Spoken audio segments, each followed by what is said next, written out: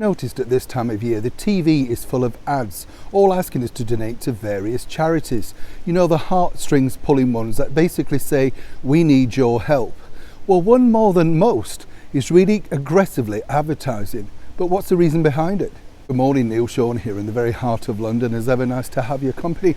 This particular video I wanted to highlight to you simply because I don't know about you, I get very annoyed with all of these charity ads basically saying we need your money. You know, now when you advertise on TV there are two formats that you can go for. You can get a charity rate, which is what most of them do, and then you get saturation, where basically they put you in a syndicated package, which means you go out on all the satellite channels, as they used to call them too. So you get a mega reach.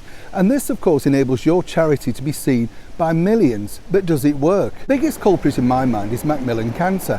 What I find interesting about this is up until a couple of years ago they used to have the voiceover for them by Dame Julie Walters. Now that seems to have been scrubbed in some sort of cost-cutting exercise.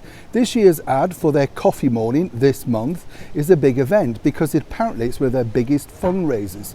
Now I've said this before, when you look at charities themselves, don't forget that the charities are indeed a business. They're a registered business.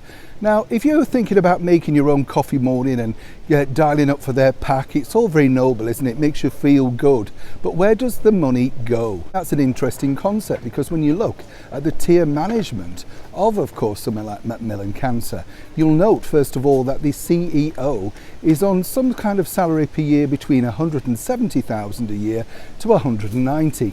Linda Thomas has been at the organisation since 2015. And then if you look at the tier management below that, they're all on hefty salaries too. Now, I'm not knocking the cancer charity itself. I'm sure there's some goodwill, some good people who simply want to do good. But truly, hosting a coffee morning, does it really work? Well, a very good source close to that particular affiliation told me that also they look towards people at these events to see if they want to make bigger donations, sign up for monthly donations, and more importantly, gifts in wills, houses, that sort of thing. Remember, they're after your money in a big way. Now, obviously, we all go through terrible illnesses in our time. I'm not decreeing that we shouldn't help one another. It wouldn't be humane. But what I've often said here on the show is if you really want to give to charity, the best way forward is to look at the people around you. Give your time, perhaps assist, in voluntary stuff at the hospital, the catering, visit someone who doesn't have any visitors, maybe buy someone shopping who's really struggling. Time is the biggest factor. When you also look at the people who are running these big charities, and they're not alone, there are many of them, just check out their offices, their computer equipment, their desks, their carpets, top of the range, no expense spared. All the while, of course, on TV they're asking you, can you help us? Seemingly you can help them keeping going, living a very luxurious life. What I'd like to know exactly is, how does it break down that someone, a CEO of a charity organisation, can earn actually more than the British Prime Minister? Baffling, I'm sure you'll agree. So before you decide to start making that cake for the coffee morning, and in fact renting out the cafetiere, rethink again. What could you do for someone yourself in the community? And by the way, save yourself a lot of money into the bargain.